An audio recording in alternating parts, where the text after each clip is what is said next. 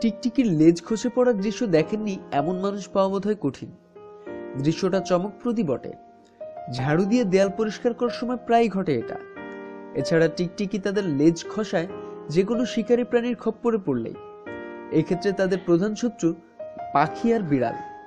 কিন্তু এই টিকটিকির লেজ কেন খসে পড়া জানেন কি?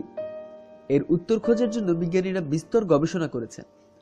অনেক ঘেটে ঘুটে দেখেছেন টিকটিকির শরীরের অন্যান্য অংশের চেয়ে লেজটা ভীষণ দুর্বল। ফলে এটা নিশ্চিত যে টিকটিকির লেজ খসে পড়ার বিষয়টি কোনো দুর্ঘটনা নয়।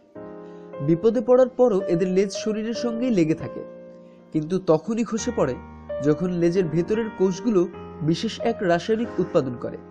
এই রাসায়নিকের প্রভাবেই ঘটে অদ্ভুত কাণ্ডটা। মজার ব্যাপার হলো, খসে পড়ার পরও কিন্তু লেজটা নড়াচড়া করতে থাকে। এর ফলে শিকারী প্রাণী কিছুক্ষণের জন্য হলেও বিভ্রান্ত হয়, টিকটিকিটাকে ধরবে নাকি তার জ্যান্ত লেজ।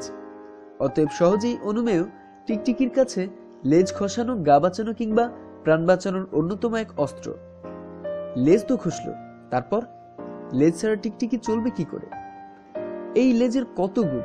এই লেজ নেড়েই একে অপরের সঙ্গে কথা বলে এরা। এটাকে আপনি বলতে পারেন গোপন টিকটিকি ভাষা। এছাড়া দেয়াল বেয়ে ওঠার সময় কিংবা লাফ দেওয়ার মুহূর্তে শরীরের ভারসাম্য রক্ষা করতেও লেজ বড় দরকারি। তাই লেজ খসানো যেমন গুরুত্বপূর্ণ, তেমনি লেজ গজানো কম জরুরি নয়। লেজ খসানো আর গজানোয় উস্তাদ আর্জেন্টিনার বিশেষ এক প্রজাতির টিকটিকি। এরা জীবনে 6 বার পর্যন্ত লেজ খসায় আর লেজ গজায়। পৃথিবীর রকমারি খোঁজ খবরের জন্য সাবস্ক্রাইব করুন। ধন্যবাদ।